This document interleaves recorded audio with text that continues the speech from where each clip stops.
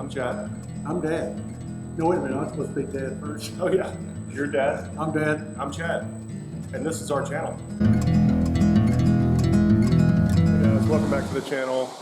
This is what we're working on today. Well, we're working on cutting this out, and we had forgotten that Rands had come out with a new coil pack mounting system.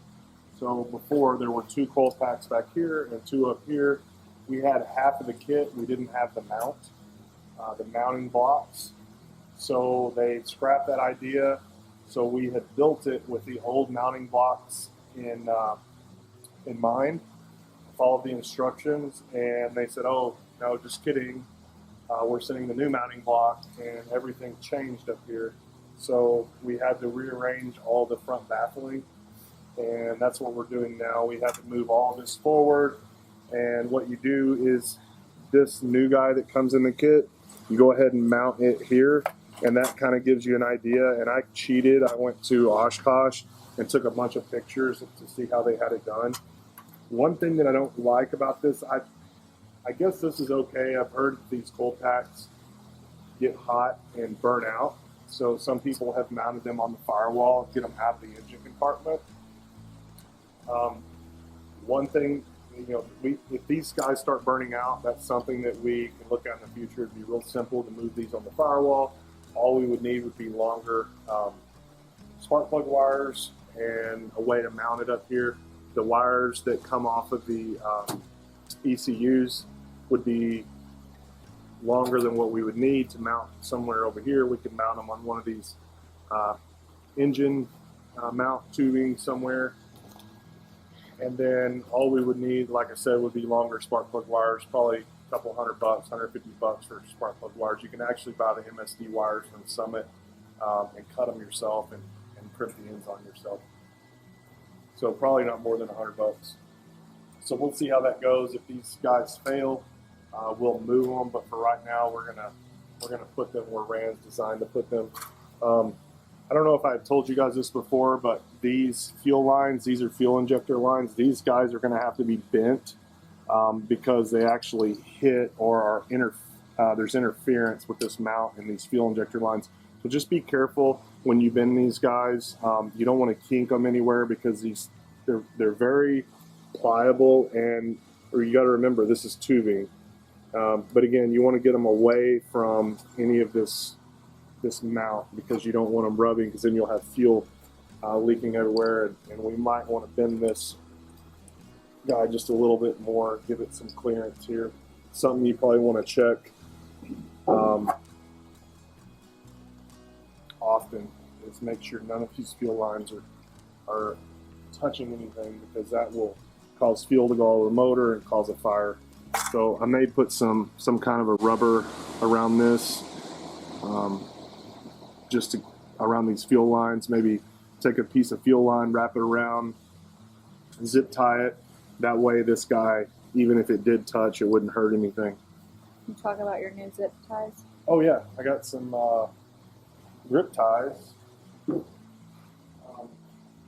This was an invention by me and Dad. I'm just kidding. This was an invention by a guy. We met him at Oshkosh, but I think he approached Mike Patey, and they brought these guys to market. But they're basically a zip tie with rubber in them. You don't want to put just any zip tie on wiring and whatnot in the engine compartment, because vibration and then dirt, sand will get between the zip ties.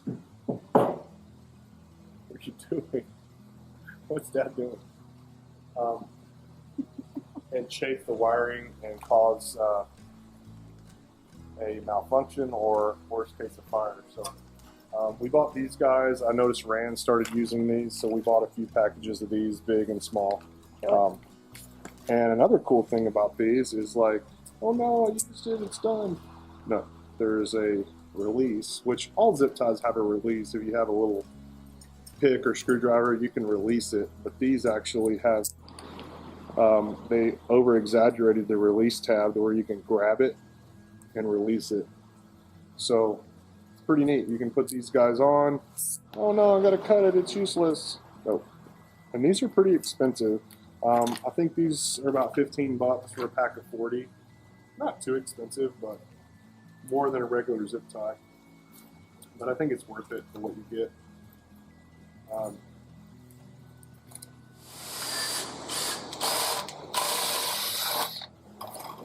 You had to move this because all this coil packs were moved. There was two here, and this was came from here. There was a different piece that came from here, and this was all back. All this has to be moved forward to this piece right here. So all this was right here, and it has to. They came out with a new coil pack mount, and all this is moved forward with that new coil pack mount. They didn't have the old coil pack mount, or we'd be using that. So it came out with this new kit. The old piece was here, and all this was moved back. I really don't like this because of all the sealant that you have to put in here.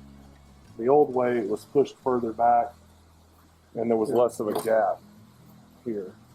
So the new gap, you just have to fill it with silicone. I don't like how much silicone has to go there, but it is what it is. You drill a hole here and put a bolt through it. So that's what we're doing right now.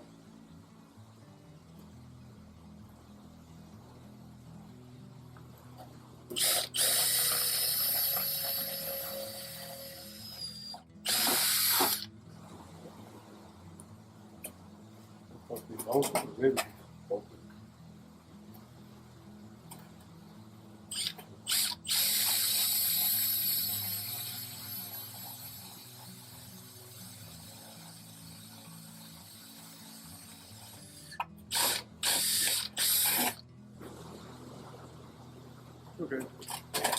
Now that can be put over. And then we'll have to get the hole finder and drill a hole here. Go ahead and do that. Back the hole finder. I think they're in here.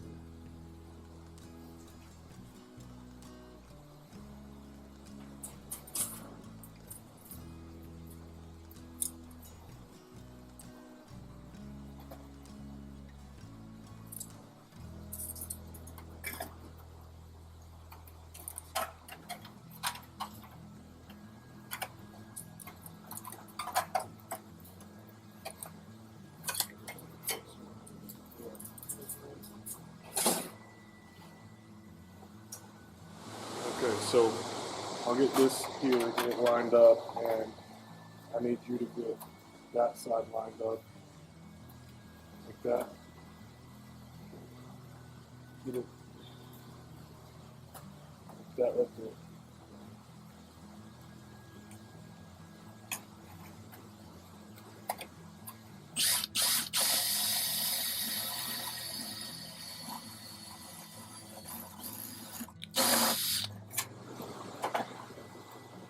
Now we need to just start pulling. And I put up the souvenir that we got from Mike over here. So he signed this little propeller for us at the show. So we've got this guy up. I need to just get a bolt and put it through there, but I used a piece of string for right now. But anyway, there you see it. Because this hole's too big for an AVEX rivet. Well, I mean, I pulled it up off the land. I haven't updated it. Well, we can just get a small bolt for it. So when I take these back out, I mean, we can always oversize that for a 3/8 bolt. quarter inch. We need to, Dad, we need to get a ruler, mark this, and get the shears out and cut this overbite.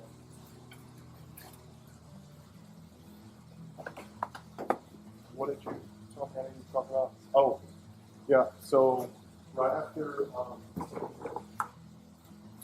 so we had some problems with the wiring, and just basically me being new, I didn't know exactly what to tell them to put in, and They added some things and also omitted some things. So after we had the wiring in, we pulled it all back out. We sent it back to Pacific Coast, and they were awesome. They fixed everything. We had some wires that were too long. They fixed all that, cut it down. And my wife and I went to Las Vegas after Oshkosh. We actually hit several jackpots, which was pretty cool. So my wife took the money and went and put it in the safe in the room and said, we're not gambling anymore, we're leaving ahead. So while we were there, I called up Pacific Coast, and it's not in yet. He mailed it, but I ordered another G3X for the plane. You ordered a what? A G3X. Cool. Yeah.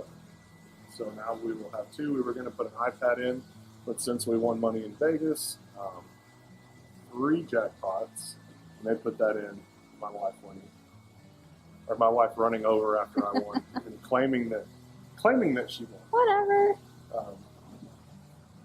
But So another G3X goes right there. yep.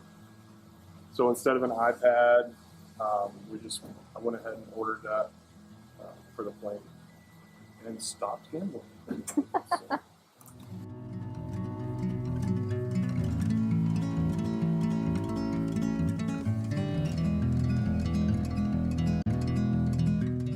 Hey guys, thanks for watching another episode of Dad and Chad. If you like this video, share it with your friends and give us a thumbs up, And never miss an episode of Dad and Chad by hitting that subscribe button. because we'll be back next Tuesday with another episode. Thanks again for watching Dad? and Chad.